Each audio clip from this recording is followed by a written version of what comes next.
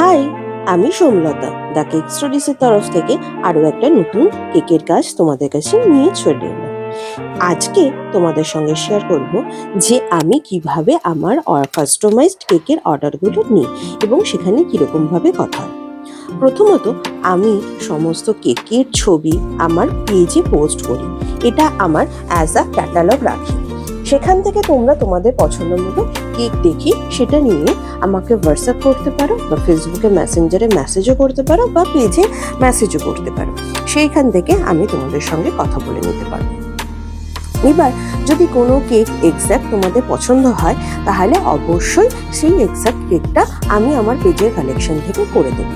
কিন্তু সেটা যদি অন্য কারোর রেফারেন্স কেক হয় সেই ক্ষেত্রে একটু টুকটাক কিছু আমি চেঞ্জেস করি, কেননা তার হাতের কাজ আমার হাতের কাজ কিন্তু সমান নয়, তাই একটু তো চেঞ্জেস হয়েই যায়। প্লাস তার উপরও আমি একটুখানি চেষ্টা করি একটু আলাদা রকমের করার, যাতে সিমিলার না হয়।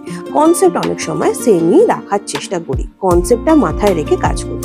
তাতে কি হয়, যে মানুষটি আমাকে কেক অর্ডার করছে তার পছন্দ মতো কেকও হলো, আবার কারোর ডিজাইন এক্স্যাক্ট কপিও হলো না।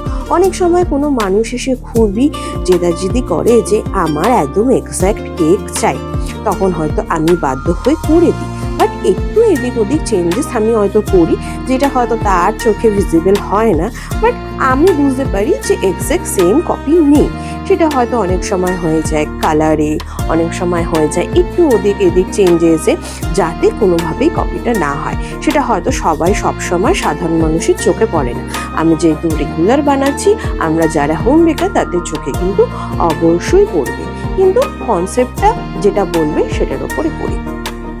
সেই ক্ষেত্রে অনেক সময় আবার এরকমও হয় যে আমি নিজের থেকেও নতুন নতুন কনসেপ্ট তৈরি করি, নিজের থট প্রসেসটা বলি, বা কেউ তারও থট প্রসেসটা বললো, সেই রকম সিমিলার তাকে কোনো কেকের ডিজাইন দেখালাম, দেখি সেখান থেকে আরও কিছু চেঞ্জেস করে সেই জিনিসটাকে কিছু অ্যাডেড করে তারপর জিনিসটাকে করে দিই, তাতে তাদের পার্সোনাল টাচও থাকে অ্যান্ড কেকের অর্ডারটা কমপ্লিটও হয়।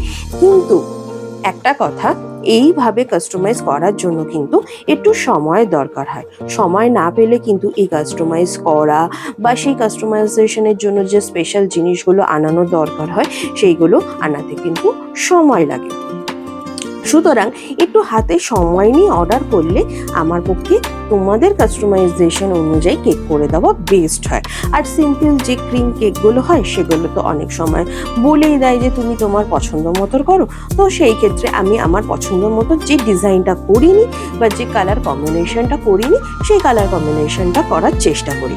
কেকের ফাইনাল লুকসটা তোমাদের সঙ্গে শেয়ার করছি, তোমরা অবশ্যই জানিও কীরকম হয়েছে। আমার বর্তমানে দেখতে পাবে যে ম্যাক্সিমাম কেকই স্টিকার কনসেপ্টের ওপরে হয়। তার একটাই কারণ যে স্টিকার দিয়ে কিন্তু কেক সাজালে তোমরা সুন্দরভাবে কিন্তু ভালো করে কনসেপ্টকে রিফ্লেক্ট করতে পারবে, কিন্তু সেইটা করার অবশ্যই তোমাদের মধ্যে সেই জ্ঞানটা থাকা দরকার, নাহলে কিন্তু খুব চাপের হয়ে যায়। কেকটা ফাইনালি কেমন দেখতে